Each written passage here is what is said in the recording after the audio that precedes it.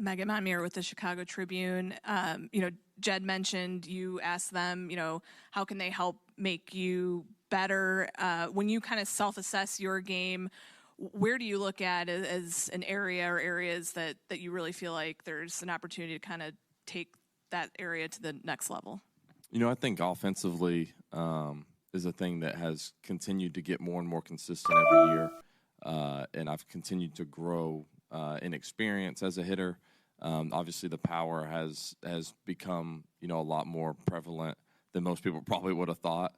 My biggest thing now is just a little bit more of the average piece, the swing and miss end zone, which has led to obviously more strikeouts than I would like. It's not something that I want. I don't like to strike out. Nobody likes to strike out. It's obviously a part of the game, but some of that can be a little bit, like my own fault, essentially, just with some of the swing and miss end zone. So just wanting to get better at that, being able to spray the ball around the field a lot more consistently, which typically leads to better results overall. I think that's probably the biggest thing for me. Carter and I have already had some discussions about that, and I think I think that's kind of like a spot-on assessment of what's kind of like the next step in becoming the player I want to be. Hey, Dansby, Jordan Bastion, Cubs.com. In your interview process of them, how much did you look into kind of what's coming from the farm system too, and not just what they're building for 2023, but what they're trying to build over the next few years? Like I said, I came from a place that was very heavy into, the development of younger guys and having an influx of younger guys. And I feel like if you want to be good for 1 year, you sign a lot of free agents. You want to be good for a long time, you learn how to develop and have talent at the minor league level. And that's something that the Cubs have. They have a lot of good depth. They have a lot of players with some star potential. Pete Crow-Armstrong is obviously one of them. Brennan Davis is another. There's a lot of guys that have potential to be, high-level contributors. And so you start to supplement a big league team with those kinds of guys. You take the pressure off them to perform. You allow them to just be themselves and to be able to, learn what it means to be a pro. You guide them along the way. You love them a little bit. And they start to grow and blossom as players. And then, it really kind of makes for like this organic development and growth as an organization that then makes it even more attractive for, whatever free agents you would want to bring on. And you really start to build, a team that is capable of winning at a very high level. Dansby, back here. Tony and Jackie from Marquee Sports Network. In the topic of winning, what does winning baseball look like to you? And like you mentioned early on, how can you maybe be a leader, bring that here, and affect others around you beyond your play to help bring winning to the Cubs? Winning is it starts like with the mentality. It starts with the belief that each and every day that you're not showing up wanting to win, you're showing up that you're going to win. It's never an if, it's just a matter of when. And I think that's kind of like the first start, right? And when you start to win, it really starts to build confidence, in this organization. It starts to build confidence within your teammates.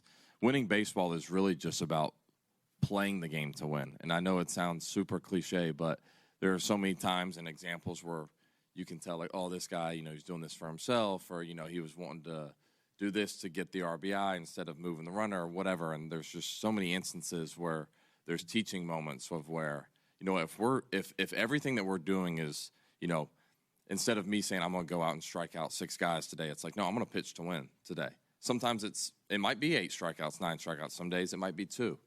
With the mentality of pitching to win, hitting to win, playing defense to win, at the end of the day, you just have to have more runs on the board than they do at the end of the game. And when, as a team, you can collectively say we're looking to do things to win, and that's all that matters. Whether I go 0 for 4, 4 for 4, and if I go 4 for 4 and we lose, I'm not a happy camper. You can ask my wife. Yeah, we don't do losing. That's that's not something we like. So the important goal is winning. That's like the only stat that matters, and bringing that sort of philosophy is really, really important. It's something important to get all the guys to buy into, which they will. That's just who we are at our core, and who I believe that we'll be going forward. Morning, Dansby. Steve Greenberg from the Sun-Times. You came up in 2016.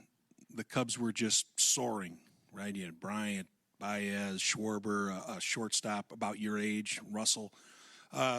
You're here 6 years later, are you surprised in a way, that the page has already completely turned? Does it give you any insight into how fast it can go, even when you have a new long contract? I mean, it just shows you how hard winning is. And that's why I feel like just become like obsessed with the journey of winning. And it is crazy, like you said, how quickly the page can turn. But as quickly as that page can turn, it also can turn back the other way. And I feel like I'm a pretty optimistic person. So I look at it in that regard that, as quickly as things might have turned then, I feel like they're going to go back in the other direction. And, we've got good vision and talking to these guys of being able to keep it on that page for a very long time. So like I said, I'm just excited to be a part of that, like a full actual process of getting, back to winning ways and to doing things the right way. Even talking with Mr. Ricketts earlier, just the personal level of like investment and the willingness to be here and introduce himself and have conversation is it means a lot. And being able to run an organization that in that regard will only lead to great things. And I feel like that we're more than on the right. Hey, Dansby. This feels like there's been a half dozen players who have played for the Cubs and Braves in recent years. Drew Smiley last year, for example, was here. I'm curious during this process if you talked to any of those guys about what it was like playing here and being a Cub. Oh, yeah. I've spoken with a lot of guys. Obviously, Jock Peterson has become a good buddy of mine, and having conversations with him and having conversations with Jason Hayward's also a good buddy of mine, and just really getting a feel. Ian Happ, me and him have known each other for a while now just because of same draft class and all those kinds of things. And, it just seems like it's always seemed like a really unique place to be and play. But obviously having their perspective from actually being inside of the organization has meant a lot, and obviously got a lot of great insight. And like I just said, I'm thankful to be here. And, I definitely did my homework and research before I made any type of commitment. And so I'm just glad it's here. Hey, Dansby. Josh Friedman with WGN TV, so love the story about your grandpa. You've played in more games than anybody the last 3 years combined. How important is it for you to post every day? And have you talked to Rossi about playing 162 and the value of being out there every day? Oh, we've already had that conversation. I'm not going to say there was some pushback, but I just think, this is, in a way, this is my job, right? Like, you guys show up to work every day, and if you're not there, I'll give you a hard time. So, but that's the job. The job requires 162 games plus whatever is left in October, and it's important to show up each and every day, ready to play, ready to win.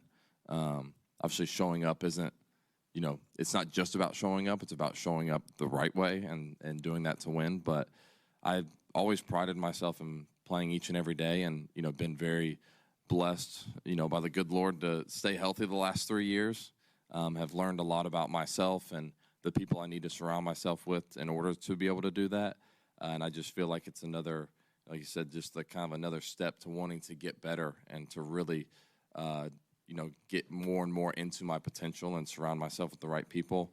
So I've learned more and more about myself every year. The COVID year, played 160 of our games in 21 and then all 162 last year. So understanding how to do that's important. I'm sure me and Rossi will get into it in a good way about playing and not taking days off. But yeah, it's just that's the standard. You show up and play. That's what we do. And if we want to win, then we have to have our best players out there each and every night or day. We'll do three more. Go ahead, Russ. Russ Dorsey, Bally Sports. Your nickname in Atlanta was the Sheriff. So obviously that leadership name follows you. A lot of guys aren't comfortable with that role. Have you gotten more comfortable with leading over time, even going back to the Vandy days?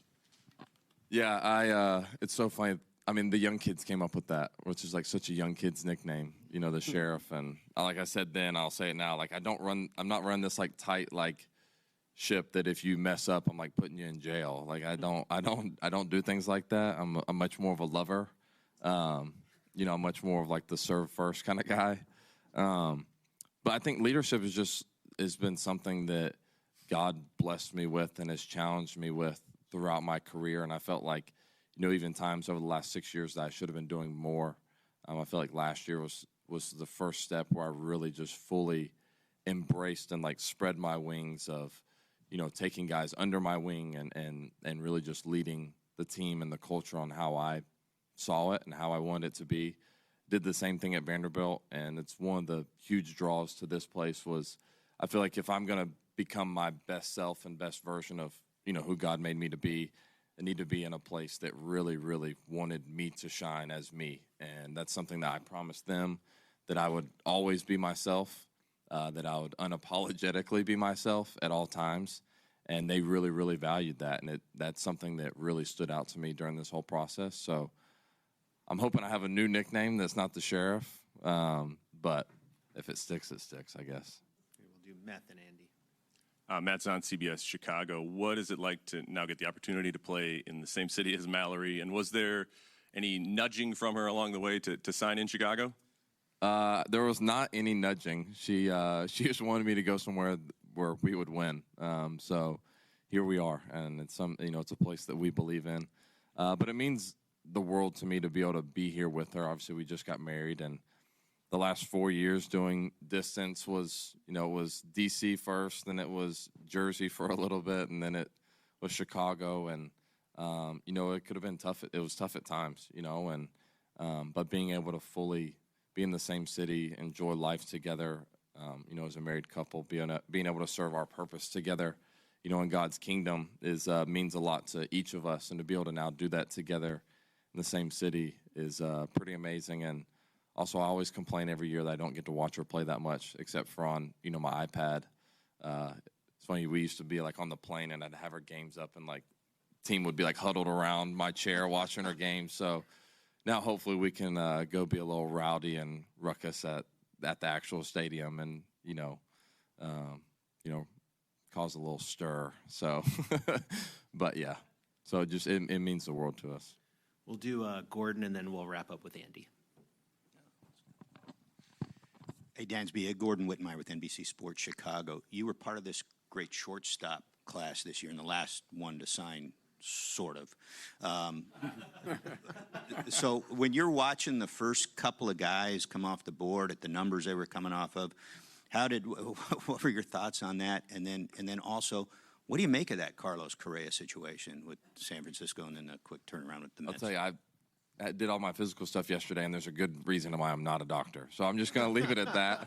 But I mean, it's cool. It's obviously, all players have a unique bond just because there's maybe 12,000 have ever played this game, at this level. So to be able to see, fellow like comrades being able to, essentially earn the money that they did is cool. I mean, it's a special thing, and it's something that, you obviously, you take care of the generation after you in terms of players. You also take care of your own family generation.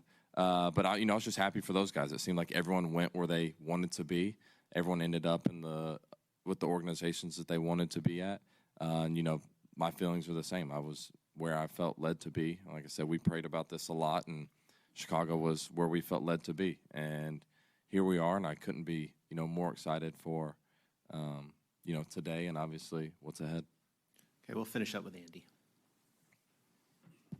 Hey, Dansby, Andy Martinez, Marquee Sports Network. I'm curious, you mentioned you had a phone call with Carter and you spoke for half an hour or whatever. How frequently were you talking to Jed and Carter throughout this process? Was it like every other day, or how much communication was involved leading up to the decision?